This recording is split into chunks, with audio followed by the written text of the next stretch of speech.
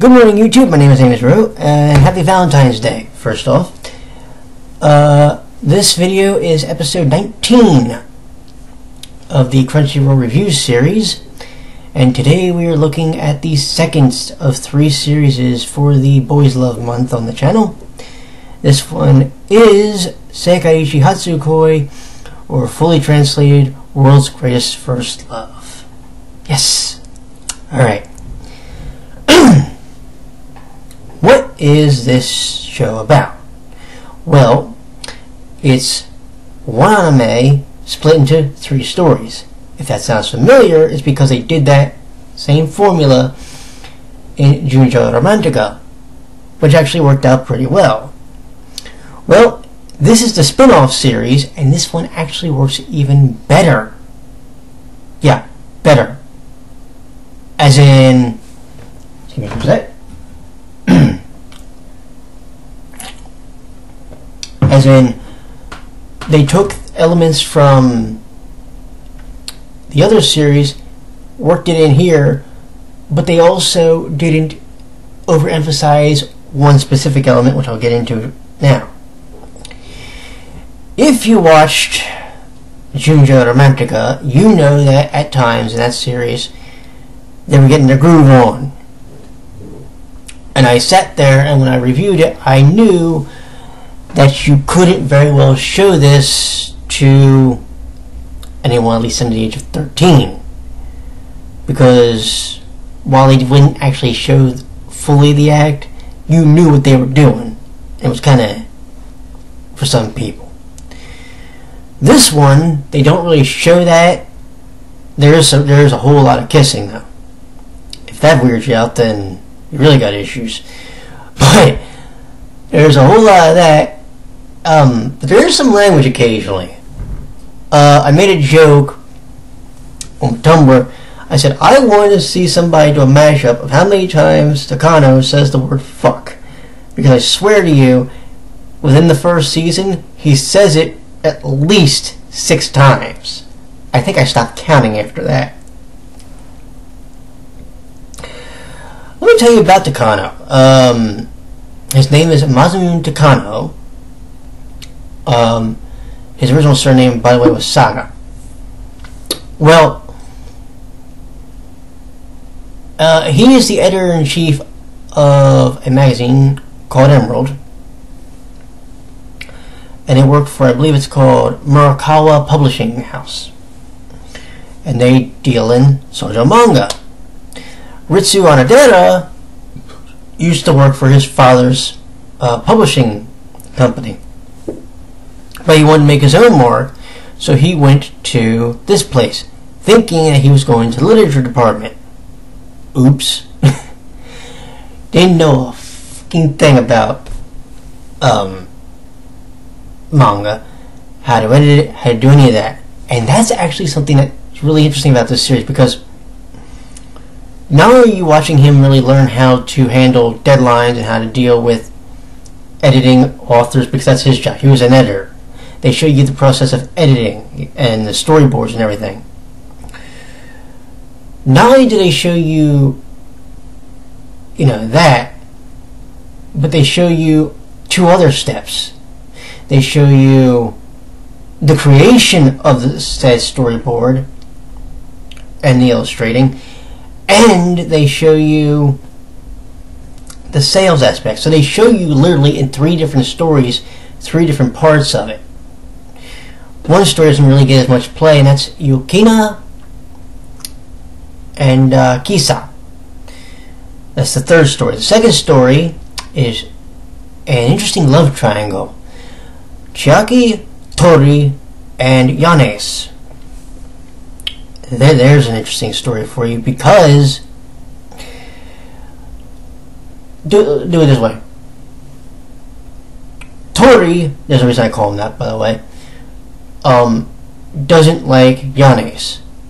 Because I guess Yanes, they didn't really explain this, why he doesn't like him, but I'm guessing it's because, I think maybe Yanes may have dated Chiaki at one point, or something. They didn't explain it. which is the only failing of that story, but I really liked it because yes, they showed the love triangle aspect. Yes, they showed how the one friend really, really liked him, and how Tori, who was actually Chiaki's editor for a little bit, he really didn't trust the dude. So if they were alone, there was bad vibes going. With the Kisa Yonika story, please, that's how it is, hold on. Yeah, or Yukina, I'm sorry. That was an interesting one because one's the store clerk for the place which you actually see in the first story, and the other person kind of was stalking the store because he kind of likes the guy, but he only liked, supposedly he only liked his face, and then other things happened later on in their story. It didn't get really as much play as I would have liked to have seen because people said, a friend of mine on Tumblr says that's their favorite story, and that kind of bummed me out only because we didn't get to see it that much. You know, I was kind of sitting there kind of bummed, like, okay, I want to see what's so great about this story, but I didn't get to. You know what I'm saying?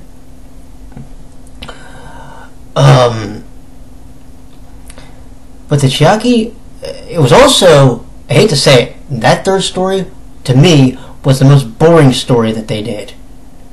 Because there were times, there was a time during the second half of the season, I nearly fell asleep when I was watching the story, and I was like this. Oh, what? Like I thought I was going to fall asleep at my desk. But there was so much going on with the second story that you could keep up with it easily, but they had your interest the whole way through, and there was nothing that you could get bored with because you were wondering what's you gonna do to try and steal Chiaki from Tori. What's Tori gonna do to make sure that, you know, Yanis knows his place? That's the way it worked, and it was so beautifully worked. It's hard for me really to complain about that story. The first story I really liked, but I do have a minor complaint. Okay. First season. First season, we establish that Anadera used to date Takano 10 years ago, 10 years earlier. Cool. We establish that Anadera is now working under Takano in the publishing company. Cool. Got that. We establish that Yokozawa is a best friend of Takano and doesn't want to see Anadera hurt him. Again. Okay, cool. Got that. We get to episode 5 of season 2. Okay? I don't usually like to give spoilers, but I'm going to do it this time. In the episode,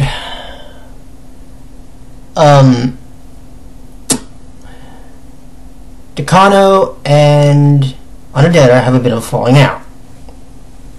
Okay. So, he was given some, he being Ritsu, was given something from, I think it was a friend, it was either a friend or a family member. So he went next door, because he lives next door to the guy, to Takano. Fine. Because of the falling out they had, though, he didn't want to let him in the apartment. So he kind of forced himself in, did Ritty. Okay. Then, when he Masamune said he was going to go to see Yokozawa, see the cat at Yokozawa's apartment. That's when my man had a breakdown. And that was interesting. Because he was literally crying because he didn't want to see his editor go to see a guy that he knows hates him. Flat out. And he was literally crying at one point. He was the one stopping him when previously in the episode there were points where it was the other way around, where Takano was trying to keep Riddy from leaving, but he would always find a way out, or he would end up staying the night anyway. And when this happened, he sort of confessed, did honor there, that he loved his editor-in-chief. Well, okay, this is cool. We sort of have a slight resolution. Now we can move on to the aftermath. What ended up happening was, later in the season, we actually had a bit of adversity here. What happened was, turns out there was supposed to be an arranged marriage, which Anadero didn't like. That pissed him off. Trust me, it also pissed off Takano. And by the way, if I'm mispronouncing the name right, I'm pronouncing it the way that my phonetics work. Okay, so don't jump on me about name pronunciation. But there was this whole situation. Alright. So eventually there's a situation where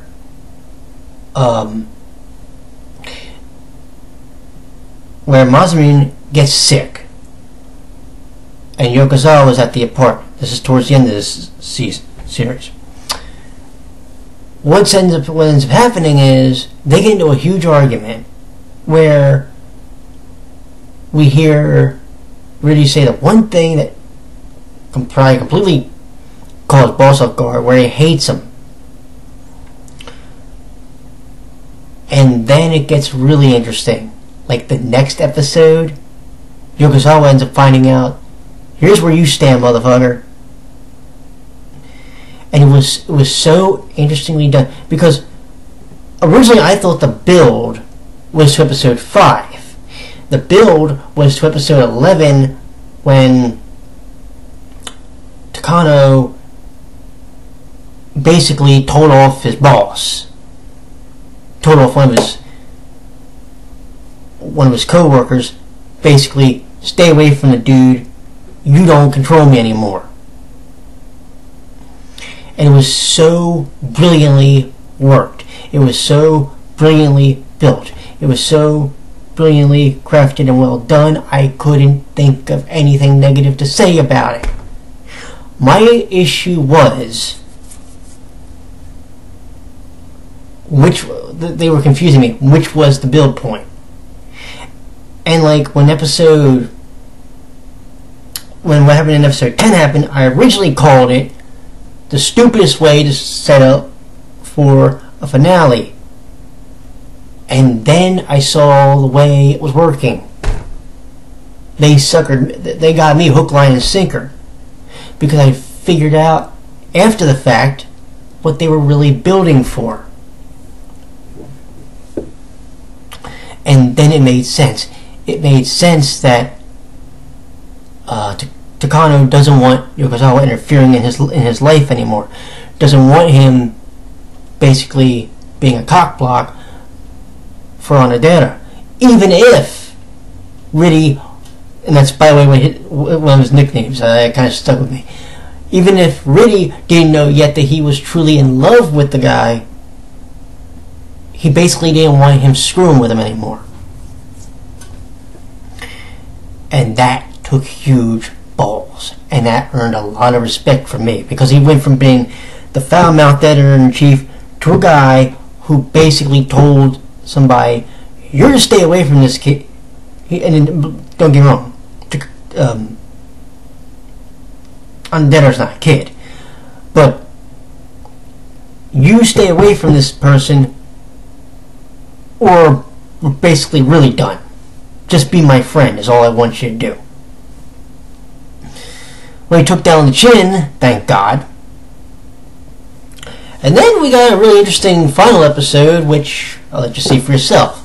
But overall, and trust me, I know I skipped things in that story, but I meant to do that intentionally just to kind of give you ideas here of what goes on. But the story was so well done from their first episode to their climax that I really, really enjoyed it. Now, here's the thing. Did I enjoy it more than Tori, Chagi, and Yanis? No. That story to me was better than the main story. And I wish they gave Kisa and Yukina more time, because I've heard that was a really good story. And they need to go pick up the manga and check it out. You know what I'm saying? Overall, what do we think of the series, though? We've sat and watched 2 seasons, 24 episodes. Whew, man, I can't say it's a bad series, because it's not. And even if you can look past the idea of it being a boys' love series and just look at it as a well-written look into the manga industry and how these things are constructed in many respects, you can even appreciate it. Yes, it's a boys' love, but that doesn't mean it has to be limited to just the Fujoshis that watch it, or the fangirls. You can be a guy, you can sit down, you can watch it, you can get emotionally connected to these characters, because believe me, I did, and you can enjoy the series for what it is. So that's part of the reason, by the way, for this month, because I want to expose more people to these animes that you might not be too keen on watching for other reasons. And that's cool. I can respect that. But you never know what you're missing if you don't check it out at least one episode. You know what I'm saying? Check it out. It airs on Crunchyroll.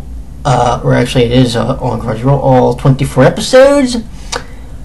And when I see you on Tuesday, we will be going to the bakery, the Antique Bakery, to close out Boys Love Month for the year 2015. And I will tell you, by the way, in April, we are going to be doing, when we do Udapri, we're going to be doing also Shonen Hollywood. So, I will talk to you all next Tuesday. Until then, my friends, take care. Bye-bye.